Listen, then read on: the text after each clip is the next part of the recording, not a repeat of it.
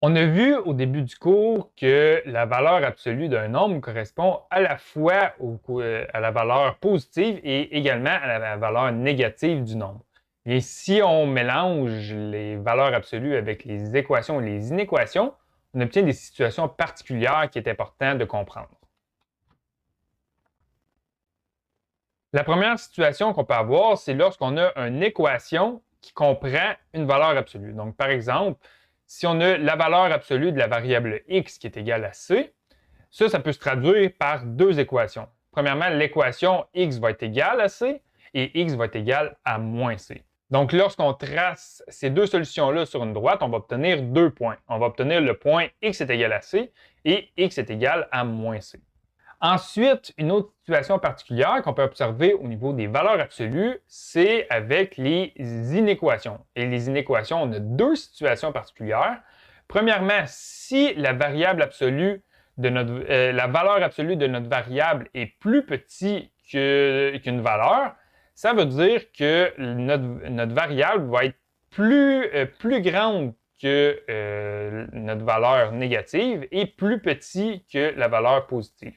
Donc, ça veut dire que la variable x va être située entre nos deux valeurs. Elle va être plus grande que la valeur négative et plus petite que la valeur positive. Donc, si on représente ça graphiquement sur une droite, ça veut dire que la variable x correspond à n'importe quelle valeur située entre la valeur moins c et la valeur c. Par contre, si au lieu d'avoir la valeur absolue est plus petite que c, on a la valeur absolue est plus grande que c, ça fait une situation complètement inverse.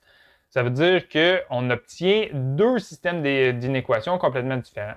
On va avoir le système d'inéquation x est plus petit que la valeur négative et également on va avoir x qui est plus grand que la valeur positive. Et graphiquement, si on le représente sur une droite, ça veut dire qu'on va avoir deux systèmes d'inéquations. On va avoir toutes les valeurs x qui sont situées à gauche de notre valeur négative et toutes les valeurs qui sont situées à droite de notre valeur positive ici.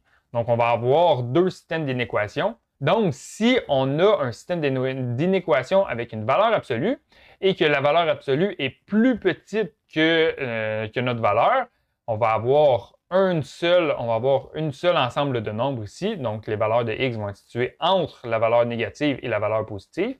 Tandis que si notre système d'inéquation avec la valeur absolue, notre valeur absolue est plus grande que la constante ici, ce qu'on va obtenir, c'est deux systèmes d'inéquation. Tous les points qui sont plus petits que la valeur négative et tous les points qui sont plus grands que la valeur positive.